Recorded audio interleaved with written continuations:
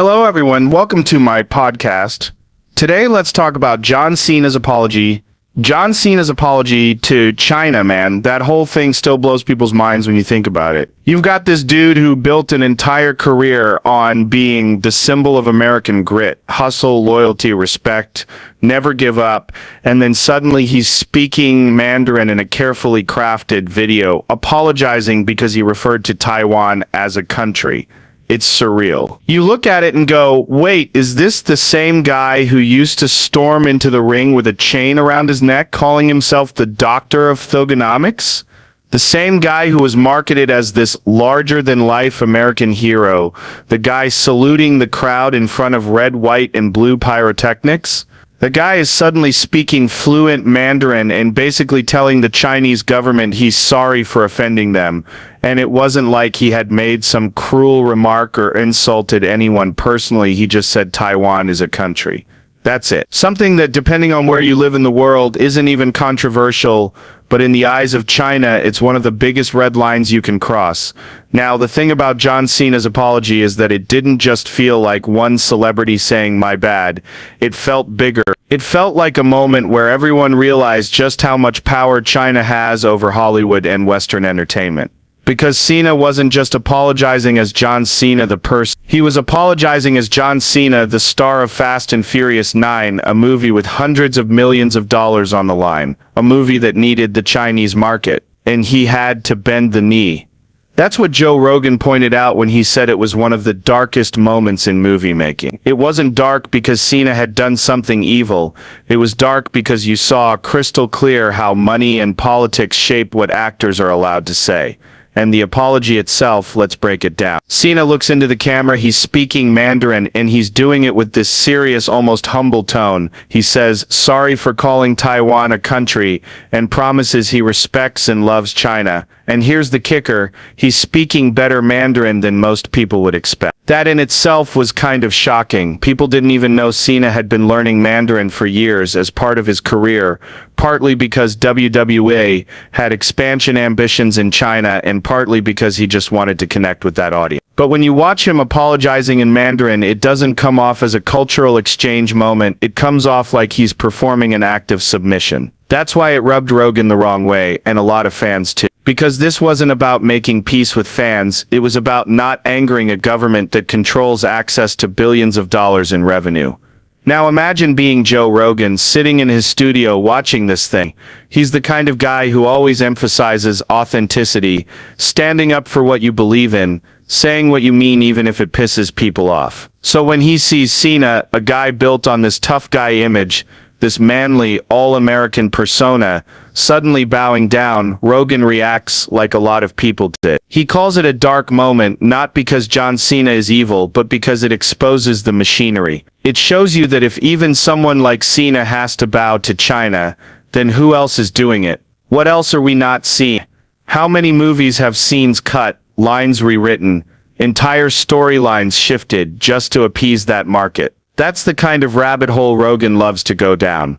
And he's not wrong, China is a massive box office market. For Hollywood blockbusters, especially franchises like Fast and Furious, those international numbers make or break the movie. So if one actor makes a statement that angers the Chinese government, that could mean losing hundreds of millions in ticket sales. So studios panic and suddenly that actor is on camera speaking Mandarin trying to smooth things over. That's not freedom, that's not art, that's business bowing to authoritarianism. The thing about Cena specifically is that it was so jarring. If it had been some other actor, maybe a smaller star, maybe a director, people wouldn't have noticed as much. But John Cena, the guy who built his reputation on toughness, independence, and never backing down, that's why it hit harder. It's almost like watching Superman apologize for bumping into someone in the street. It just doesn't fit the brand. And Rogan seized on that. He saw it as symbolic. He saw it as a moment where the mask slipped,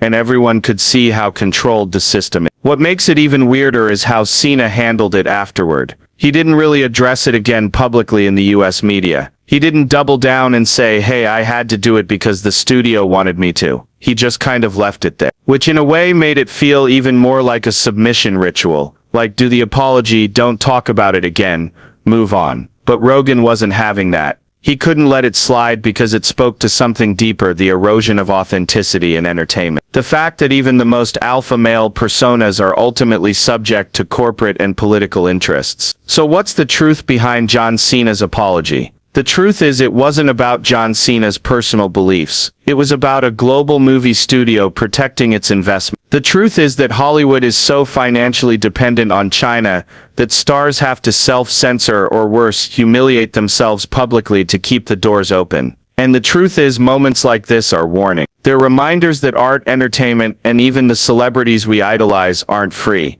They're bound by contracts, markets, and politics that most people don't see. And here's where Rogan really digs in. Because he's not just looking at Cena, he's looking at the bigger picture. He's asking, what does it mean for free speech? What does it mean for Western culture if our biggest icons can't even say something as simple as Taiwan is a country without risking their careers? It's not just about one movie, it's about the precedent. It's about the chilling effect. If Cena has to bow, then other actors will too. And if actors can't speak freely, then the audience isn't getting real authenticity. They're getting a filtered version of reality, one approved by corporations and governments. That's why Rogan's reaction was so visceral. He wasn't just shocked by Cena's apology. He was disturbed by what it revealed. It wasn't about whether Taiwan is or isn't a country. It was about whether people in the West can even acknowledge reality without being silent. It was about whether our entertainment is truly ours, or if it's being shaped behind the scenes by forces we can't control. And once you start thinking about it like that, Cena's apology becomes less about one man and more about an entire system that bends to power. And once you sit with that for a minute, you start realizing how much of what we consume is already influenced by that dynamic. Cena's apology made that visible. It showed us the strings. And what really blows your mind is how globalized entertainment has become. Movies aren't just made for America anymore, they're made for the world. And when you're making something for the world's biggest markets get to have a say in what you do. If the Chinese market is bigger than the American market, then of course studios are going to cater to its basic economics. But that has cultural consequences. It means the values and the stories we see on screen aren't purely ours anymore, they're shared, negotiated, and sometimes compromised. Cena just happened to be the unlucky guy who showed us that compromise in the most public way possible. And think about the personal cost to him. Imagine being John Cena, waking up the morning after that apology video went live. He had to know how it looked. He had to know people were going to call him weak, call him a sellout, say he betrayed his image. That can't feel good. But what's he going to do? Double down. Come out and say, actually I stand by my words. No way. Once that apology's out there, the only play is to stay quiet and hope the storm passes. And that's what he did. But silence has a weight to it too. It makes it feel and Rogan, being who he is, wasn't going to just let it fade away. Because here's the thing. People want their heroes to be brave. They want their idols to be the ones who stand up and say the hard truths, even when it costs them. And when Cena didn't, it left a void. It left people asking, okay, if he won't, then who will? And Rogan was basically saying, this is why we need to be careful. This is why we need to be aware of what's happening. Because if even John Cena bows, then the only way regular people keep their authenticity is by refusing to play the same game. And that's one of Rogan's big themes, authenticity as resistance. He always talks about how important it is to be real, to be honest, to say what you think even if people don't like it. That's his whole philosophy as a podcaster. And in contrast, Cena's apology looked like the opposite. It looked like the death of authenticity. It looked like an actor choosing the script over the truth. And that's why it stung.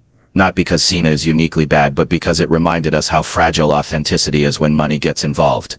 And you know what else? It wasn't even necessary for most fans. If Cena had never apologized, would his core audience in America have cared? Probably not. They might not even have noticed. It was only necessary for one audience. The one audience that had the power to punish the movie financially. That's what made it feel so alien to everyone else. People weren't mad about what he said about Taiwan, they were mad that he had to take it back in the first place. They were mad that someone as big as Cena had to cater to something that felt so distant and irrelevant to their own life. It was like watching your favorite quarterback apologize for winning too many games because it hurt another team's feelings. It just didn't compute. And Rogan was voicing that confusion, that discomfort. And the way Rogan framed it, it wasn't just Cena's problem. It was a warning. It was like, hey, look at this. This is where we're headed. This is what happens when business interests run the show. This is how much influence global markets have over what you're allowed to say. And that's why his take resonated with people, because it wasn't just about one guy. It was about all of us, about the systems we live under, about the invisible rules shaping what's acceptable and what isn't. Cena's apology was just the symptom. The disease is bigger. Alright folks, that's it for today. See you all in next pod.